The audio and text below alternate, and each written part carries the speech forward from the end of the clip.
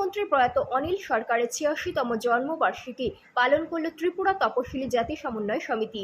এই উপলক্ষে রবিবার সকালে মেলার মাঠস্থিত আম্বেদকর ভবনে ওনার প্রতিকৃতিতে পুষ্পার্ঘ্য অর্পণ করে শ্রদ্ধা নিবেদন করেন ত্রিপুরা তপশিলি জাতি সমন্বয় সমিতির কার্যকর্তারা। বিশিষ্টদের মধ্যে ছিলেন ত্রিপুরা তপশিলি জাতি সমন্বয় সমিতির সম্পাদক রতন ভৌমিক, দিলীপ দাস সহ অন্যান্যরা। রতন ভৌমিক প্রয়াত কবি মন্ত্রীর স্মৃতিচারণ করতে গিয়ে তার রাজনৈতিক জীবনের বিভিন্ন দিক নিয়ে আলোচনা করেন। তিনি ছিলেন লেখক, সাহিত্যিক, রাজনীতিবিদ ও দক্ষ সংগঠক।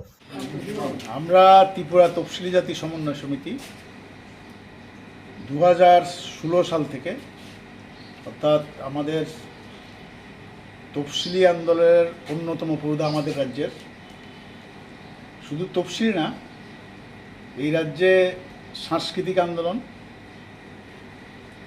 শিক্ষার আন্দোলন, শ্রমজীবী মানুষের যে লড়াই, জাতীয় ঐক্যের লড়াই, তার পুরোধা অনিল সরকারের মৃত্যুর পর বছর থেকেই আমরা প্রতি বৎসর এই দিনটাকে পালন করি, তার প্রতি শ্রদ্ধা জানানো এবং তার যে দিশা, তার যে আদর্শ, এটাকে আমরা এগিয়ে নিয়ে যাওয়ার জন্য শপথ নিই। আমরা আজকে আমাদের রাজ্যের সর্বত্রই আমরা এই জন্মদিন ওনার এটা পালন করার কর্মসূচি নিয়েছি। কেন্দ্রীয়ভাবে আম্বেদকর ভবনে আমরা পালন করছি। প্রয়াত অনিল সরকার আমাদের রাজ্যে, আমাদের যে তফসিলি অংশের মানুষ, বিশেষ করে একটা সময় ছিল তারা মানুষ হিসেবেই গণ্য হতো না, তাদের সামাজিক মর্যাদা এবং অর্থনৈতিক অধিকার, শিক্ষার অধিকার, এই আদায়ের জন্যে তিনি আমাদের মানুষকে যেমন সংগঠিত, তেমনি গণতান্ত্রিক মানুষকেও এই আন্দোলনের পাশে দাঁড়া করাতে সমর্থ হয়েছিলেন।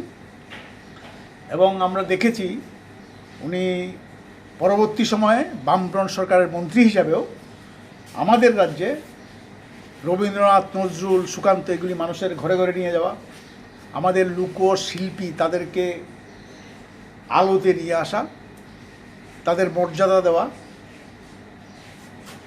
সর্বোপরি আমাদের রাজ্যের যুব আন্দোলন, ছাত্র আন্দোলন, সাংস্কৃতিক আন্দোলন, এটাকে তেজি করার ক্ষেত্রে গুরুত্বপূর্ণ ভূমিকা নিয়েছিলেন।